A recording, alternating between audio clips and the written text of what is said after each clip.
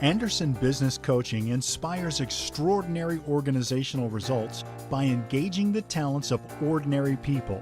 ABC opens the communication links from the top to the bottom of the organization to tap into an untapped reserve of creative ideas and solutions by the people who do the work every day. Secondly, we identify external resources that have the experience and capability to develop systems and processes that the internal staff can manage. Hello, this is Ray Anderson. Welcome to another episode of Catapult Your Business with Good-Hearted Leadership. The real goal of this show is to be able to identify people who do well by doing good. Before we get started, I want to touch a little bit on my experience, 30 years of having worked together with organizations. And there are a number of things that I've learned about good-hearted leadership that I try to find people who represent that in our community. And the 5 principles that we've been able to use that we found are extremely effective and used by all good-hearted leaders are these. One is having a unified vision. You know, it's very hard to get to where you want to go if everybody's going in a different direction. And I think one of the things that we see today are ways in which we can get the community involved to make these things happen so that we're all on the same page. Frontline, management, and executives.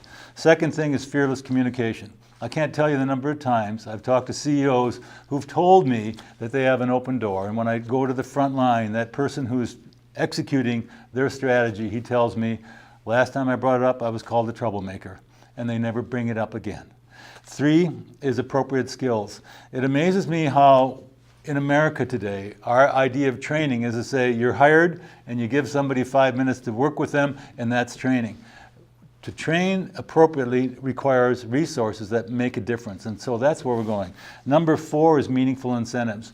And when I talk about this, we know from research, money doesn't motivate as much as challenge, as belonging, as a sense of being a part of something important.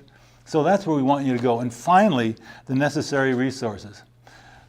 My experience with small business America is they tend to hire what they can afford, but they never get the capacity they need. And so today we're going to be talking to Carl Dameron from Dameron Communications, who is in PR. And if you're in business, you're probably saying, what do I need PR for? This is an example of how people many times misunderstand the value of a capacity that they don't have that could elevate and transform their business. And today it gives me a great pleasure to be able to introduce Carl Dameron. Carl, it's good to have you here today. Pleasure to be here. Thank you so much for the invitation, Ray. Oh, you're welcome. Carl, you know, what I'd like to do is begin by focusing a little bit on, you know, how did you get here, and tell us a little bit about your journey, because it's an interesting story, and I'd like to have you share with the audience how you managed to get in this position and where you started and how you got to here.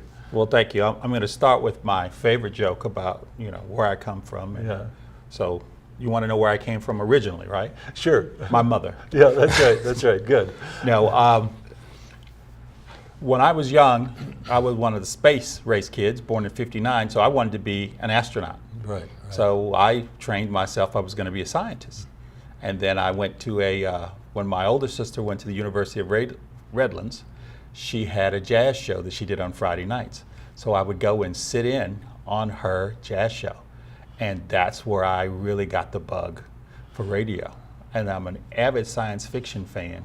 And one of the big issues with technology that you read through science fiction is that it is getting people to understand the old Frankenstein complex, that with new technology, people are afraid of it. So I was at Cal Poly, I double majored in electrical engineering and communications. So that's an interesting mix. Carl Sagan made me understand that when you can explain complex things so that the layperson can easily understand it with his series Cosmos, that is the key. That some people say you can sell anything if you can finance it. Well, you can sell things when people understand it. They say don't sell the steak, sell the sizzle. Right, right. So it's the communicators that have the ability to sell the sizzle. So while I was at Cal Poly, I'm double majoring and I'm on a radio station, and I hated electrical engineering because it was drawing little lines on paper. And then I went to mechanical engineering, because I was a licensed mechanic at 17. Yes, I like working with my hands. Right, right. And I know you have cars, but that's another story. I'm a car nut and a bike nut, and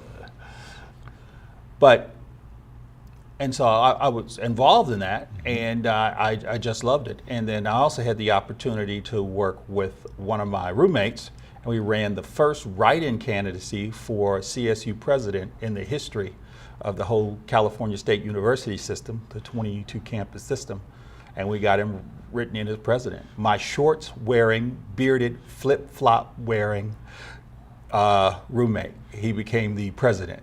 Really? Of the student body at Cal Poly Pomona, and it was fun. So that was kind of your introduction into the PR side as being an effective tool for being able to take the complex, break it down to something simple, so that you could actually change something that seemed difficult to change. Absolutely. Yeah. And while I was at school, I worked on the radio station. You were supposed to pick one career path. Right, right. But I'm greedy. So I worked in all of them: PR, broadcast, radio, TV, marketing. They had this wonderful class at Cal Poly Pomona called wine tasting. So of course I'm going to go take wine tasting. I'm going to get drunk every day. Well, it's a 4-unit class that was actually taught by the head economist there, but it was part of the hotel restaurant management class. So we're not drinking wine. We're actually in a 4-unit university level class that teaches you all about wine. So I learned all about wine. Oh, and that's then, cool. And then I took the next class, so I had 8 units about wine. So now I know all of this wonderful things about appellation control and where wine came from and why. Do you know there's actually a Dameron variety of wine? Well, that's good. Now, was that something in your family origin, or did it just happen to appear? I claim it. Whether it was or not, I'm right, claiming that's it. right. Let's go back to that word you used that I think is really loaded. You said something about greedy.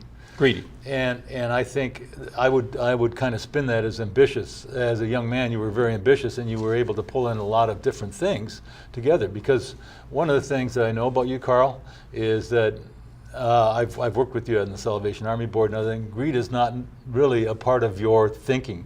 You are kind of a give back sort of a guy. And I appreciate that. I use the term greedy because it's funny, but essentially I learned early that knowledge is power.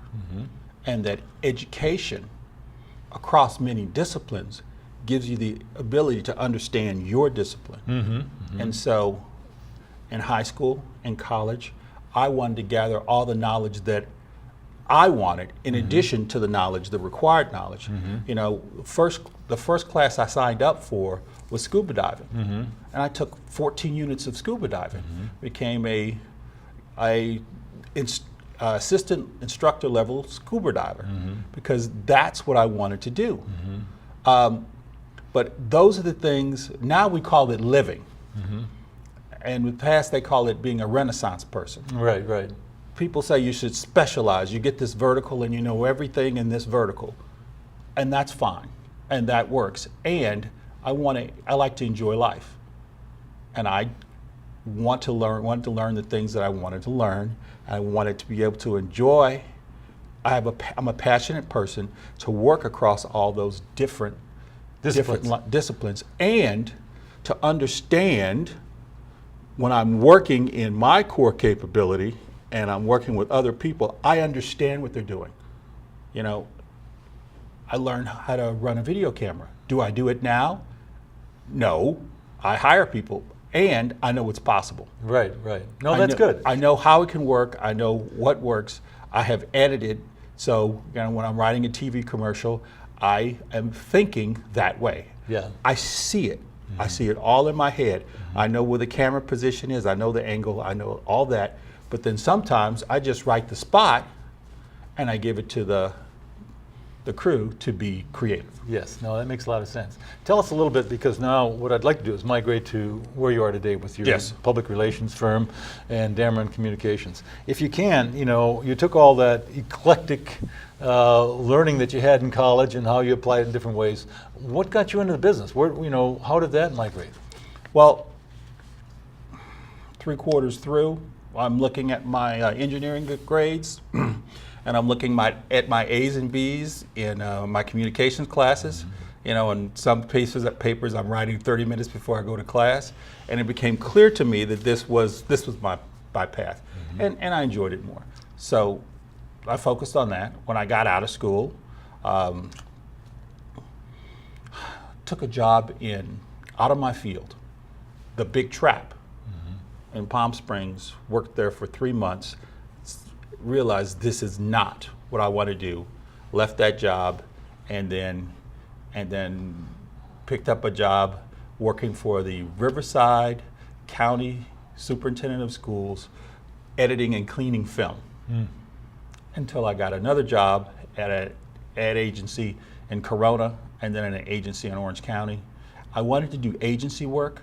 I always wanted to do agency work because I didn't just want to sit and, you know, video production is wonderful, but that's not what I want to do all day. Right. I also want to write stories. Right. I also want to write, we call it PR.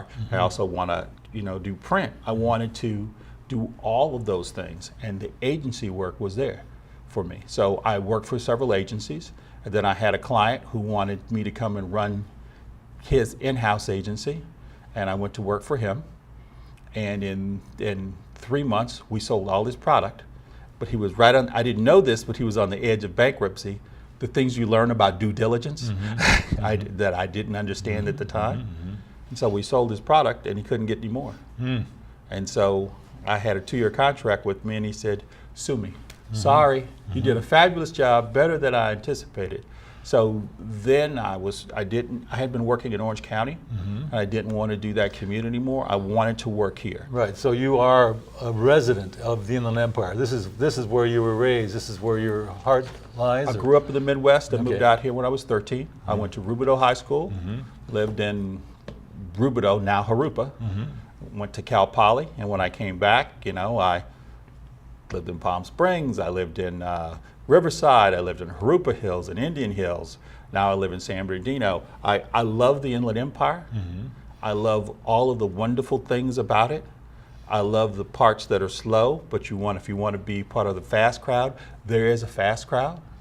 And if I want to be in Los Angeles or San Diego or any place else, I can be there rapidly. In a short amount of time. I think one of the benefits that people don't realize about the Inland Empire is that in 1 hour I can be in the mountains skiing, an hour later or 2 hours later I can be surfing or whatever. You know, for young people, it's just a fabulous place to live. In high school, we'd get up at 5 o'clock in the morning and go surf for an hour 3 days a week before we went to our first class at 8:30. In Pomona.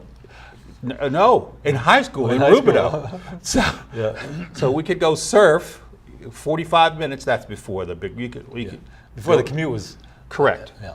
So where else can a black guy learn to surf before he goes to school and be on the swim team? Yeah, no, that's cool. That's cool. It's a fabulous, fabulous place full of wonderful opportunities. You know, that, and one of the things that I think is really interesting, and I'd like to know more about the PR side of what you do, because there's 2 elements of this that I'd like to share as part of this Good Hearted Leadership show.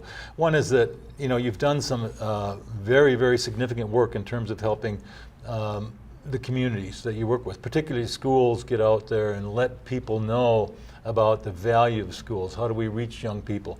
Tell us a little bit about that, because I think the other thing I've seen personally from you is that you've taken it upon yourself to really help the community, and in particular I'm thinking about the Salvation Army, but there are others that you've helped. Tell us a little bit about that passion and how you've taken your business side and then turned around and helped the community. Knowledge is power. When people have knowledge, my great aunt got her PhD when she was 73 years old. Wow. And she told me education is never wasted. Yeah.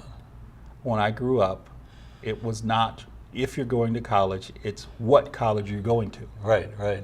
So, and I was always going to go to UCLA until I wanted to be an engineer. And then the top 3 schools were, you know, MIT, General Motors Institute for me, and Cal Poly Pomona or Cal Poly SLO. And I chose Pomona because I didn't want to go freeze at GMI or at MIT. Really. Yeah. But it's the education, it's the knowledge. And I love what I do. I'm one of those guys, if I got the magic $6.2 million today, well, after I took a 1-month vacation, I'd be back doing the same thing because I love what I do. And by working with nonprofit organizations, by working with education organizations, you have a school that's a great school, someplace like the Art Institute of California Inland Empire that teaches creative visions. You've got that person that misfit in school, who does that round peg and he's not an accountant, he's not a mechanic, they're an artist. They're an artist. They're a chef. They're into video. They're into audio production. They're a mechanic. Yeah, They like working with their hands. Right. Where do you go? Yeah. Well, the Art Institute gives those people that creative outlet. So to drill it down to the essence is that it's for creatives. This place is not for everyone. It's for creatives. And then to let those people who are searching, who may before thought they had to go someplace else to be able to have that education here in the Inland Empire is powerful. And I think one of the things that you alluded to, and this is my passion, we talked about the fact that you came from an environment in which you had an aunt that got a PhD at 73, which is, the driver for most of us in our life are the expectations placed on us by people close to us. Absolutely. And so that expectation for you was to go on to college. It was not a matter of if, but when and where. Where? It was where. Now, here's the question I ask you, and one of the things that I've seen in your work is breaking down the complex, making it relevant so that we can reach out to those 80% of kids who will never graduate from college. One of the challenges that I'm going to pose to you is that our educational system creates this environment in which people who decide they don't want to go to college are perceived as second-class citizens because we put so much emphasis on college. The idea of an education needs to be well-rounded, and there is such a crying need in the Inland Empire for people with blue-collar technical skills, and that's where my heart lies. My dad was a blue-collar worker, and one of the things that I think we've done is we've made it so unattractive for people to go into blue-collar work that they don't even see the value, and even if they did, they'd say, why would I want to be that? And so that's an area where I'd like some feedback from you because you've worked closely with other people. I also work with school districts. I've had the opportunity to work with the Moreno Valley Unified School District, San Bernardino County Superintendent of Schools, San Bernardino Unified. And I want to tell you, the kids, you've got a college track kid, a university track kid, and you've got the kid who you can talk to him about college or university all you want, doesn't want to go. Yeah, exactly. Now, when I was in high school, I took shop. I took shop. Yeah, exactly. I was home economics. I learned to be a licensed auto mechanic in my high school, a certified welder in my high school, certified auto body refinisher. So I was in school with those guys. And I'm gonna say guys because it was guys there. Yeah. And that doesn't mean that women can't do it, but right. I was in school with those guys, and yes, they knew about going to university, knew about being an engineer and doing those things. They didn't want to. They wanted to build race cars. Right. They wanted to work on cars. They wanted to do custom auto painting. And I got a lot of friends, and that's what they did, and that's what they're still doing. That was their passion. Yeah. That's their passion, Right.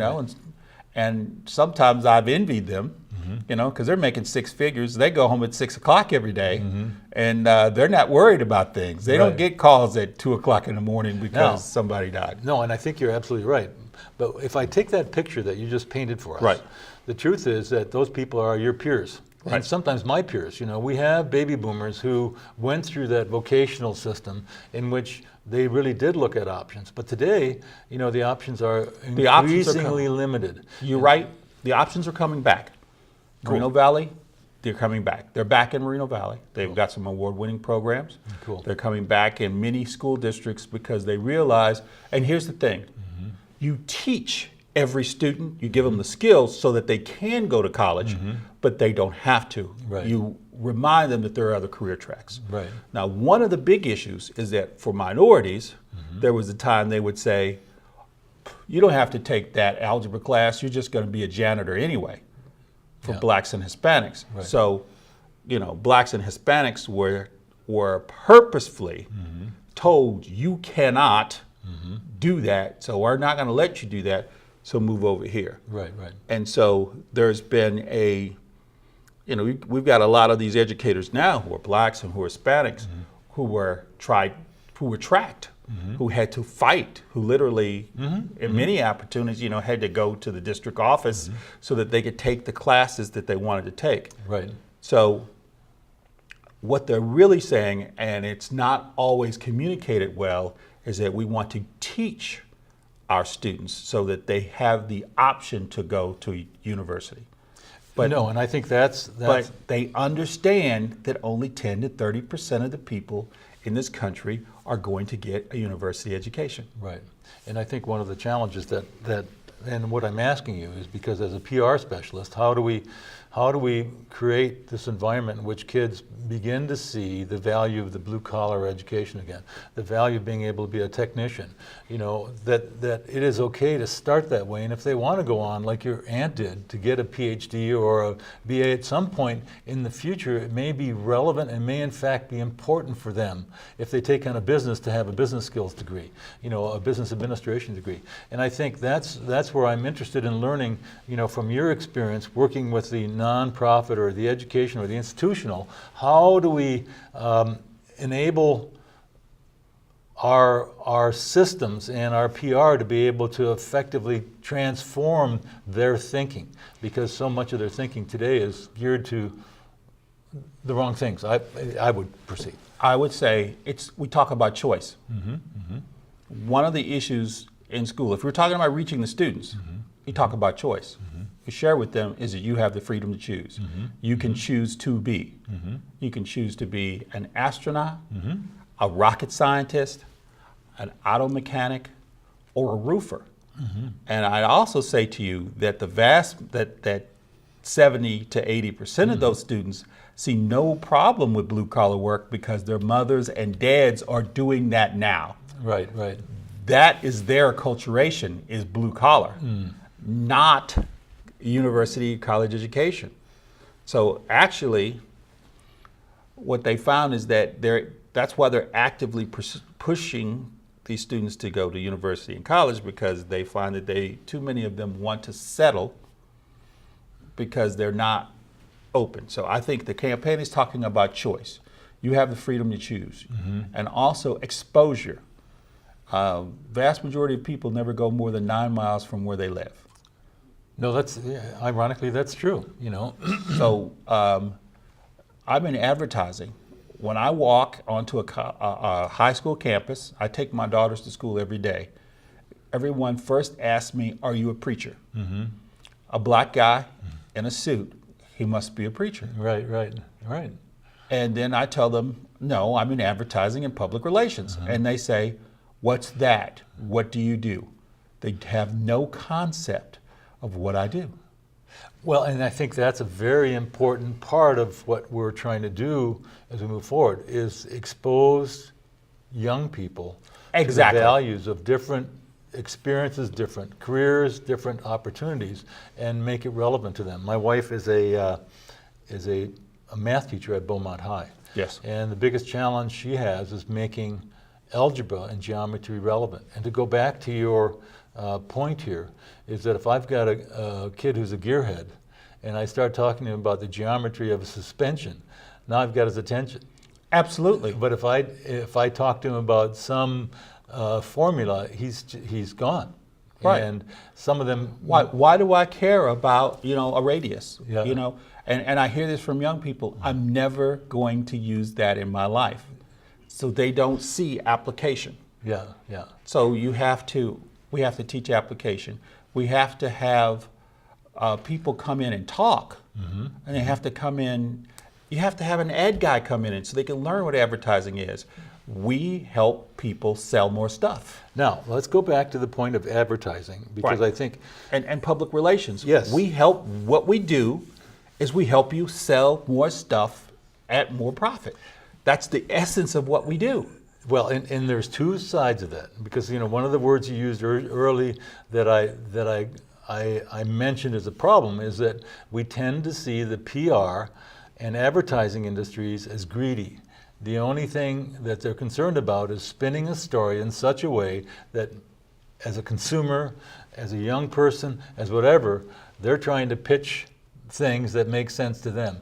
Obviously, the worst example to that is the tobacco industry, who for years had doctors selling cigarettes. Yes. The other side of this, the thing that I've heard you say, Carl, and I'm interested in learning more, how do we take the best of advertising and PR and use that to transform our culture, transform our local community, so that people can see the benefits of what's happening right here? The example from you is the time for change. Right. Well, one of the things is that Joe Sixpack, the public thinks when you spend money on PR or advertising and your government, you've wasted that money.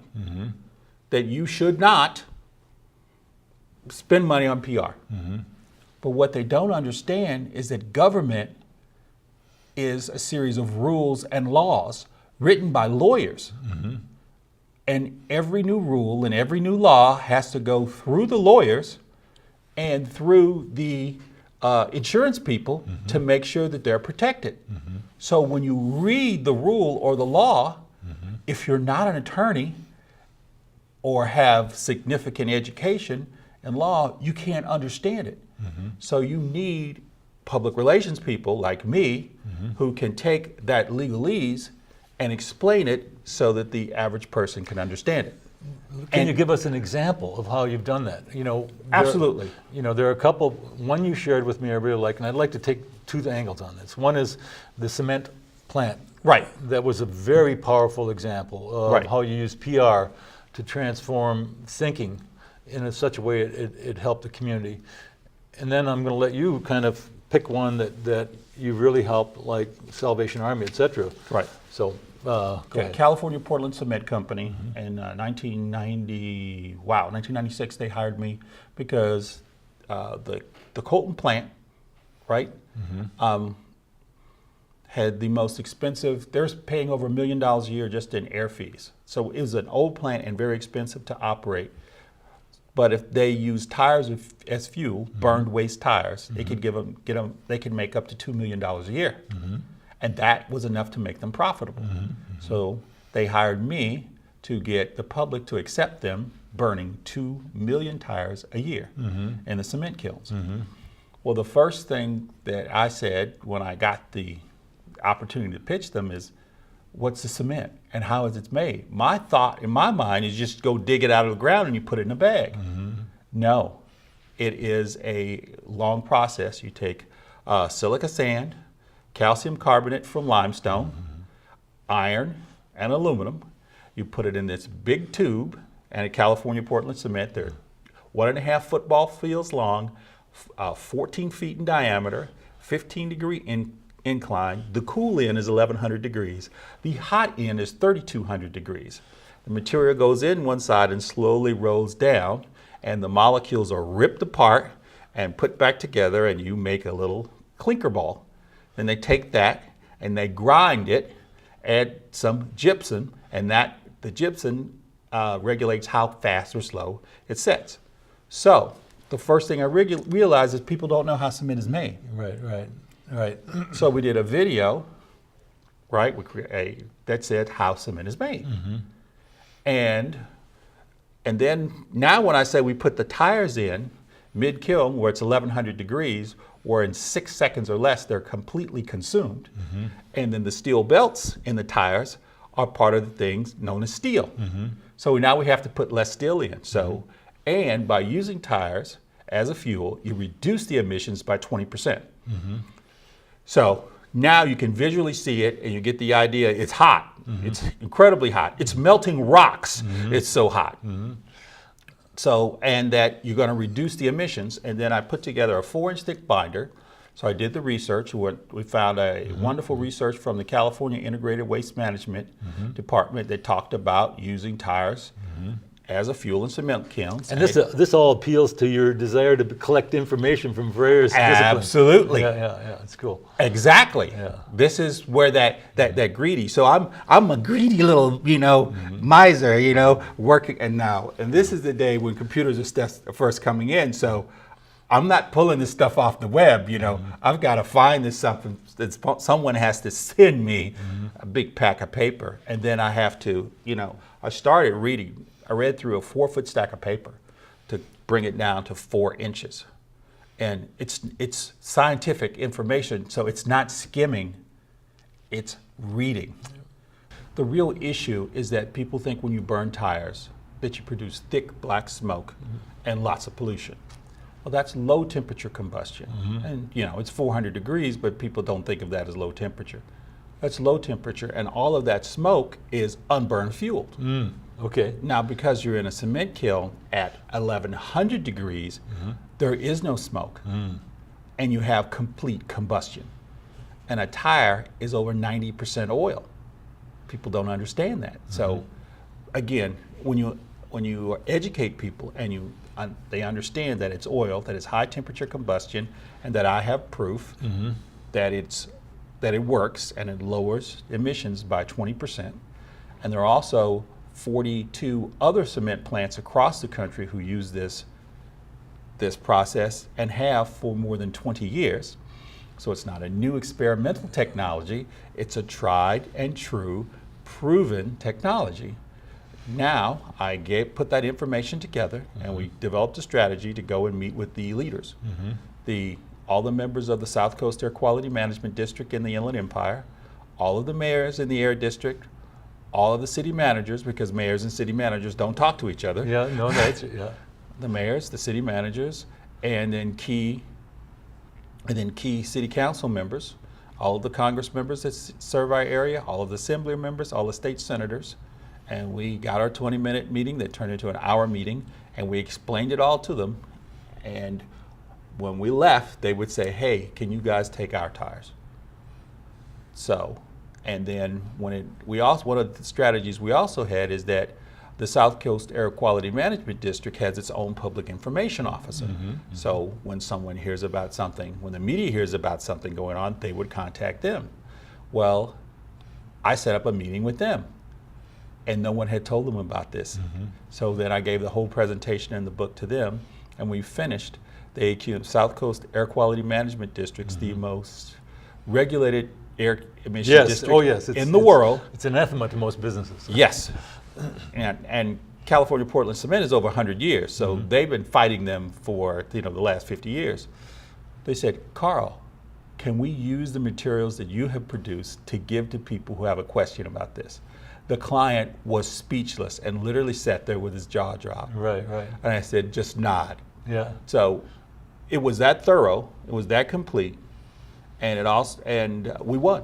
And we got it approved by the South Coast Air Quality Management District with no negative comment. Cool. That's a wonderful story of how you used, your passion for a lot of different things to make something very complicated simple so that people could understand it and permit it to go ahead instead of having NIMBY stop it in its tracks. And the other issue is that I know that you have to make it simple for the skimmers and the people who don't care, but you also have to give the A-types like me who want to dig, you have to give them, aggregate the information together for them so that they can do their research. Yeah, cool. Yeah, it's the Brian Cronins of the world. Exactly. Especially when you're talking to Congress members and U.S. senators and assembly members and state senators, they have staff and city governments. They have staff. They have real scientists who want to understand and know that we're not going to hurt anything. And the one thing that I got that we talked about is that the members of the California Portland Cement, the staff, 120 men and women with an average work time there of 25 years, an average salary of $45,000 a year, many of them second and third generation employees. We're not going to do anything to hurt our own health or to hurt the health of our children, our grandchildren, our friends, and our neighbors. Yeah. Because we live here too. Right. And we work here too. Yes, yeah. And that's the part that people really got. Right, it's the personal side. Okay, cool. No, so that's a very powerful example of how PR, when used ethically and with the values that it's supposed to, it can change and transform the community. Because you work so often, and I think, Carl, you do things in the community and this is where Good Heart Leadership comes in, that are really transformative. Thank you. Give us an example of that and how you've had an impact on an organization here that's really transformed the community. I know that you've worked with Salvation Army, and I also know you were very helpful in Time for Change. So tell us from that experience how you were able to help the community and how that form of good-hearted leadership has really helped both you and the people who live here. Thank you. I'm a Catholic. I went to Catholic elementary school, and the nuns taught us it's not give back, it's give. Mm-hmm. You give when you have nothing, you give when you have something. Cool. And you Yeah. you give. Yeah. It is our community, and we are all responsible for making it better. Mm-hmm. The Salvation Army is a wonderful organization that helps people, and they help the people who fall through the safety net. Mm-hmm. In 2004, I was asked by Major Russell Fritz, to come and be on the board and help them with their public relations. And so when I got there, I kind of took that on. Mm-hmm. And I like working with, forgive me, I'm going to say something that may hurt some other people's feelings, real nonprofits. Mm-hmm.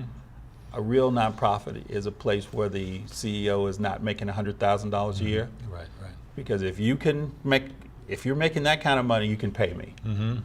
But when we've got an organization that's a nonprofit, and yes, the CEO and the staff has to eat and they have to live, Mm-hmm. but an organization that's making real change and needs real help, Mm-hmm. what I saw is that the Salvation Army operates kind of like a bureaucratic government. Mm-hmm. They believe that everyone knows what they're doing. Mm-hmm. And no one knows what you're doing if you don't tell them. Mm-hmm. No, exactly. It goes back to fearless communication. No one knows what you're doing if you don't tell them. Yeah, yeah. And if you don't believe that, think about your wife. No, yeah, that's right, that's right. You know, Right. Well, let's not make it personal here. No, you've stepped over the line. there you go. Think about your wife, and she's mad at you because you're late for dinner, and she's got dinner on the table for you, and you forgot to tell her that you had a late meeting Mm-hmm. and you're not going home.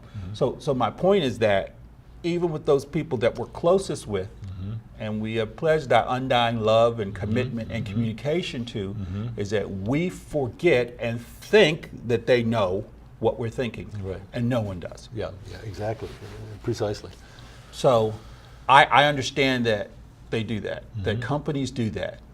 They just assume, or actually they literally believe that people know what they're thinking. Right, right. And so you found that mindset even in the Salvation Army. That mindset is in virtually every company. Right. General Motors, those issues with all those recalls because people didn't talk to each other about what they were thinking about. And that's consistent with my experience and why I keep saying there typically is this bridge between the management and the front line. The front line has a lot more cognitive reserve they'd be able to give if people would listen to them, and they finally say, I guess they don't want to communicate with us, so as a consequence, we'll just do our job and let it go. I've spent a lot of time in boardrooms, and all too often the board does not respect the front line. Yeah, absolutely. They do not think that they have the mental capacity. All too often, they don't think they have the mental capacity to give them appropriate and useful information back up the chain. No, and that's true, and I think that's why, as you speak of the Salvation Army, they get people who fall through the cracks, who may have an enormous amount of potential, but really never had the communication, the understanding of how to transform that. One of the things that I find moving about them, and I think you see the same thing, is when you hear people who have been through their program say for the first time in their life they felt love, which is another form of belonging. You know, feeling Yes. like you're not being judged, but you're being accepted for where you are so that they can start that path. Is that consistent with your own thoughts? And based on their mission, tell me how the PR helps in building the organization. Well, the Salvation Army is also a church. And the Salvation Army believes that God created everyone and that everyone has value. And that we are human beings and we make mistakes. But that God has forgiven every mistake that we're ever going to make. The mistakes, the things, the wrongs, the terrible things that we haven't done yet are already forgiven. So it is not for us to judge, but us to help God's people be better people. And as a Catholic, I believe the same thing. Yeah, yeah. And so the goal is not to punish or denigrate, but the goal is to help people find the path back to their true self. And that feeling that people want to be homeless, every time I hear that, I want to scream. Mm-hmm. No, they do not want to be homeless. They don't want to live in a confined, bad, terrible environment. Right. So, and what I find is most people think about the Salvation Army, they think about feeding the hungry Mm-hmm. and a homeless shelter. And the bells. And then, actually, the number one thing about this, ringing the bells, Yeah, yeah. but I know when I give them money, when I put that money in the pot, it's going to go feed somebody Yeah, yeah. or house someone. Right. But they don't understand the other things that they do, that the Salvation Army does. They understand that they have a program to help pay your bills, pay your utilities. They don't understand that they have a program like Boy Scouts and Girl Scouts called Sunbeams. They don't understand that they have a church service. They don't understand that they have a religious-based recovery program like AA. It is AA, except in AA they say, you know, A higher power. you define your higher power. In the Salvation Army, God is the Christian God is our higher power. Right, right. So they're not AA because they use AA principles, but they define God. So it's a religious-based program. Right, right. But they have that, and all of these programs are free to the person using them. They've got a summer camp for kids. Right, right. They've got face painting. They've got a tea once a week for women who can come in and just have tea. And many of them are homeless, and it's just a nice little thing. Well, I think the Transitional Living Center, which is a very important element of that. That works with men who've gone through a recovery program, and now they have to reintegrate into society. Well, they give them up to 24 months to do that. And many of these men now go to Valley College and take either vocational ed training programs or a college prep program, and they get education. And now remember, most people are criminals or in dysfunctional environments because they're uneducated. They're functionally illiterate in reading and in math. And they've gone through they had an unstructured life. So that we give them structure and we help them get a better education. So now when they leave, they save money, they've got money in the bank, so now they can go and be successful. And our transitional assistance program has a 85% success rate, and our homeless shelter and transitional living shelter has a 91% success rate. That means when we bring people into our shelter, we don't just give you 3 hots and a cot. We also give you the wraparound services you need to the daycare. Your children have to go to school. You have to have a job. Right. If you don't have a job, we can help you find a job. Right. Some people are too emotionally damaged or fragile to have one. And so they need help. Well, we have trained counselors, right? We give you the help and the services you need to recover yourself, whatever that is, to take you from where you are to where you want to be a functioning, contributing member of society. And when you have children, we bring those children along too. And sometimes we have children involved with the program who have dysfunctional parents who are not involved with our program. And we teach the children that they are loved and people care about them so that we can help break that dysfunction and moving forward. Right. So my job is to tell the general public who the Salvation Army is and what they do. Yes. And to share those stories. And what I say is that no one knows what we do unless we tell them. Yes. And so we tell them in ways that we can understand. Yes. And I think that's a great segue. And what I really like about it, Carl, is that you went from talking about third party and you talked about we. And I know that this is so much a part of who you are. It's emblematic of what I was talking about. This concept of good-hearted leadership. We need more of that. We need people who are willing and committed to give, like you said, not to give back, but to give, because we have this opportunity. I want to thank you so much for having been a part of this. Is there anything you want to say in closing to kind of wrap this up in terms of what you've done to help the community and why your whole path has been important and it's something significant for younger people to look at? You can be anything you want to be. You have to work hard for it, but it can be done. And that once you have reached that point, it's your obligation to help other young people see that vision and to help them along. It's important, it's critical for you to take a stand in your community where you live, where your children go to school, where you're going to raise your family, to make that community better.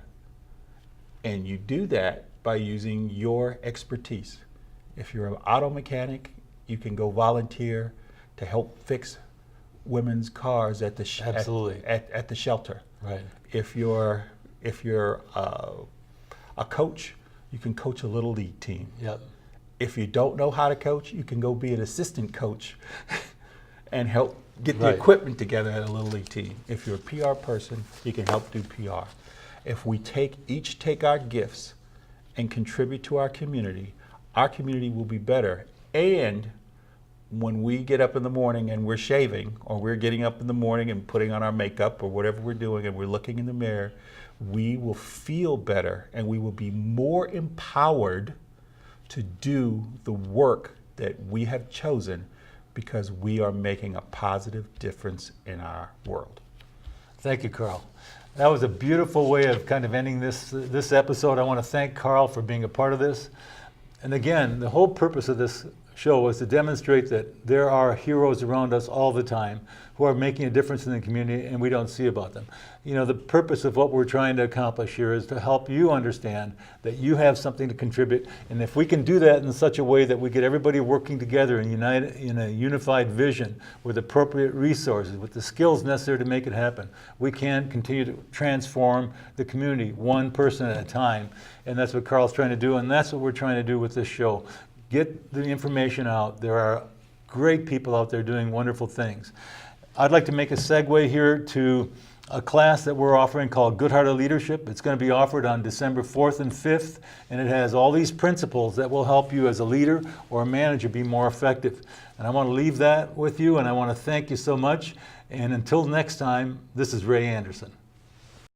Anderson Business Coaching inspires extraordinary organizational results by engaging the talents of ordinary people. ABC opens the communication links from the top to the bottom of the organization to tap into an untapped reserve of creative ideas and solutions by the people who do the work every day. Secondly, we identify external resources that have the experience and capability to develop systems and processes that the internal staff can manage.